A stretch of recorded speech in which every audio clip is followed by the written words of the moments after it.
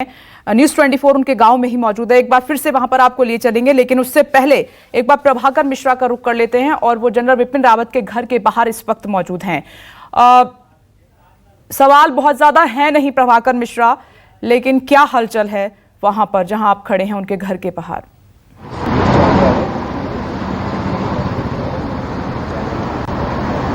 विपनेश, आपके पास सवाल होते तो भी जवाब किसके पास है? पूरे देश के लोगों के सामने मन में सवाल है।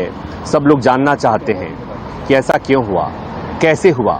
और मैं जो समझ रहा हूं कि जिस खबर को मैं रिपोर्ट करने के लिए यहां खड़ा हूं कि कामराज मार्ग 3 नंबर जो उनका सरकारी निवास है, वहां पर मेरे जैसे तमाम पत्रकार हैं, सब कैमरे के सामने खड़े हैं और बोलने के लिए किसी के पास शब्द नहीं है, क्योंकि जो लोगों के मन में सवाल है, जो देश के मन में सवाल है, उन सवालों का जवाब इतना आसानी से नहीं मिल पाएगा। जो जवाब दिए जाएंगे वो इतना आसानी से डाइजेस्ट नहीं हो पाएंगे। तो यहाँ की स्थिति में देखूं, मैं कह रहा हूं कि मेरे पास शब्द इसलिए नहीं है कि कोई भी पत्रकार नहीं चाहेगा कि उसे अपने करियर में इस तरह की खबर रिपोर्ट करनी पड़े, इस तरह की रिपोर्टिंग करनी पड़े। और सीडीएस के बारे में, बिपिन रावत के बारे में कल से जितनी बातें कही जा रही हैं, जितनी सुनी जा रही हैं, सुनाई जा रही हैं, यहाँ के एक बार मैं दिखाना चाहूंगा कि ये जो यहाँ पर सन्नाटा पसरा हुआ है, ये पूरे देश में कुछ इसी तरह का गम का माहौल है। हमारी मजबूरी है कि हम अपने कैमरा लेकर के यहाँ पहुंचे हुए हैं, लेकिन इस मजबूरी में शब्द नहीं है। आप हमारे तमाम सहयोगी, तमाम पत्रकारों के कैमरे देखेंगे, सब लोग अपने अपने कैमरे से देश को दिखाने की कोशिश कर रहे हैं। इसलिए कि सवाल है, जैसा कि आप अपनी रिपोर्ट में बता रही थी, कि देश का सबसे उच्च पदस्थ सैन्य अधिकारी, मेजर, सबसे बड़ा सैन्य अधिकारी किस यात्रा पर निकला और उसके सुरक्षा की अगर गारंटी नहीं हो सकती तो लोग सवाल पूछेंगे। ये देश में ही सवाल नहीं पूछे जा रहे हैं, विदेश में भी सवाल पूछे जाएंगे, सवाल खड़े होंगे और उन सवालों का जवाब देना पड़ेगा। रक्षा मंत्री सदन में, संसद को संबोधित करेंगे तो वहां पर कुछ मोटा मोटी बातें कही जाएंगी। ये कहा जाएगा कि जांच हो रही है, लेकिन उससे क्या होगा? जिस सैन्य अधिकारी की हम बात कर रहे हैं, जिसे देश ने खोया है, ऑपरेशन ऑल आउट उनकी उपलब्धियों में गिना जाता है। पूर्वोत्तर में शांति स्थापित करने के लिए उन्हें याद किया जाएगा। कश्मीर में जिस ढंग से उन्होंने जवाब दिया, ऑपरेशन ऑल आउट से आतंकवाद पर को काबू में करने की कोशिश की, जिस तरह से उनकी तमाम तस्वीरें दर्शकों के मन में, जेहन में ताजी होंगी जब वो बॉर्डर्स में चले जाते थे, सैनिकों के बीच जाकर उनका मनोबल बढ़ाते थे। विपनेश, अब आपने कहा कि एक उसका क्षण है, किसी भी सैनिक, किसी भी सैन्य अधिकारी की शहादत पर जब हम चर्चा करते हैं तो गर्व से हमारा सीना चौड़ा हो जाता है, लेकिन ये मौका नहीं है, इसलिए कि ये शहादत किसी और तरह से हुई है। अगर कोई बैटलफील्ड में किसी की मौत होती है, उसकी शहादत मिलती है, तो वहां पर गर्व से सीना चौड़ा होता है, लेकिन ये शहादत उस तरह की नहीं है, हमारी नाकामी के चलते हुआ है। जवाब देना पड़ेगा। प्रभाकर मिश्रा, कई सारे सवाल हैं जो आप उठा रहे हैं, जांच में ही उनका जवाब मिल पाएगा और रक्षा मंत्री आज जवाब भी देंगे। मैं आती हूं आपके पास, घर के बाहर आप मौजूद हैं, सन्नाटा पसरा हुआ है और आज जनरल बिपिन रावत और उनकी पत्नी का पार्थिव शरीर दिल्ली लाया जाएगा अंतिम दर्शन के लिए, आखिरी सलाम के लिए। और जनरल बिपिन रावत का शौर्य से भरा हुआ सफर कैसा रहा है वो लगातार न्यूज़ 24 आपको दिखा रहा है। उसमें वीरता, शौर्यता यही भरी हुई है और उन साथियों को जिन्होंने अपनी जान गंवाई है, उनको भी न्यूज़ 24 सलाम कर रहा है। पल्लवी झा के पास आपको ले चलते हैं, एयरपोर्ट पर मौजूद है। पल्लवी, आपके पास क्या जानकारी है, कितने बजे पार्थिव शरीर पहुंचेगा और कौन कौन साथ में होगा?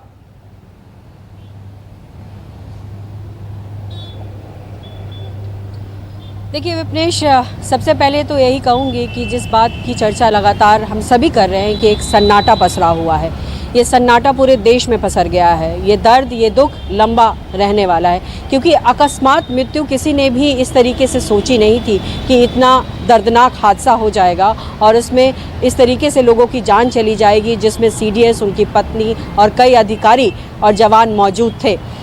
बात करें, इस वक्त मैं हूं पालम टेक्निकल एयरपोर्ट पर और यहां पर मेरे पीछे आप देख रही हैं गहमा गहमी हल्की बढ़ी है।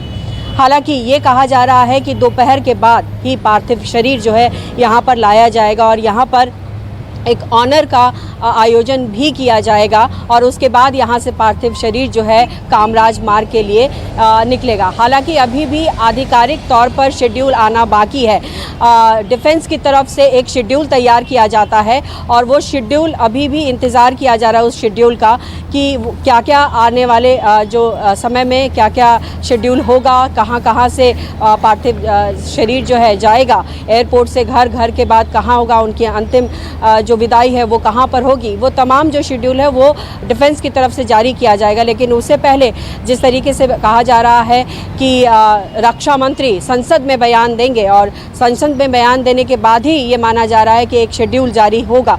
तो लेकिन फ़िलहाल जो है टेक्निकल एयरपोर्ट पर गहमागहमी दिख रही है क्योंकि अंदर तैयारियां चल रही हैं। हालांकि अंदर जाने की इजाज़त मैं एक बार पल्लवी आपको रोकना चाहूंगी। ये कुछ तस्वीरें हमें मिल रही हैं, सीधे न्यूज़ 24 आपको दिखा रहा है। ये देखिए तस्वीरें आपके सामने यहाँ पर,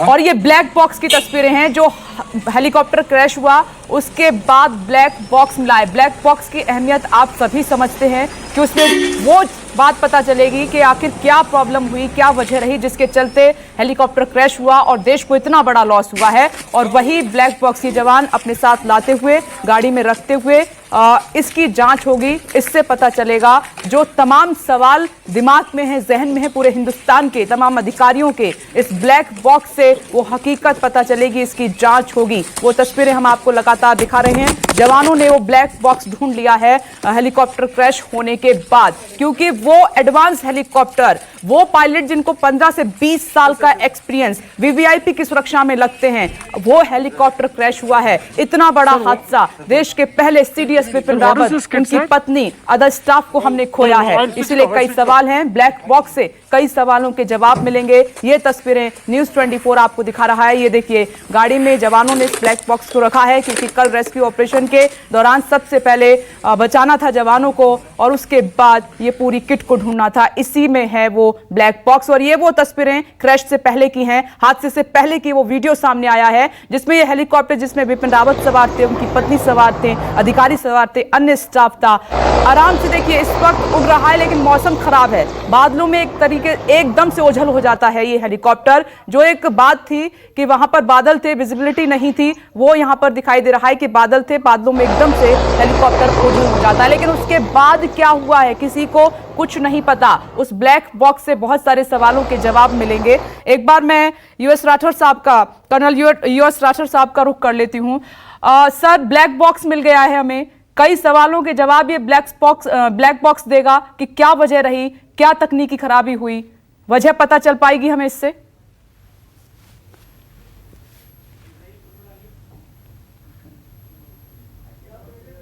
राठौर सर,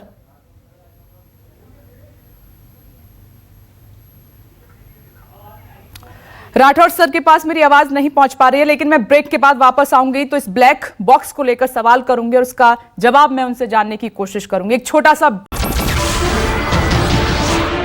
नमस्कार, मैं हूं मानक गुप्ता।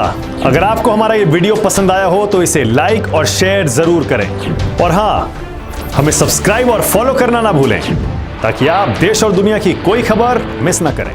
तो जुड़े रहिए हमारे साथ और देखते रहिए न्यूज़ 24।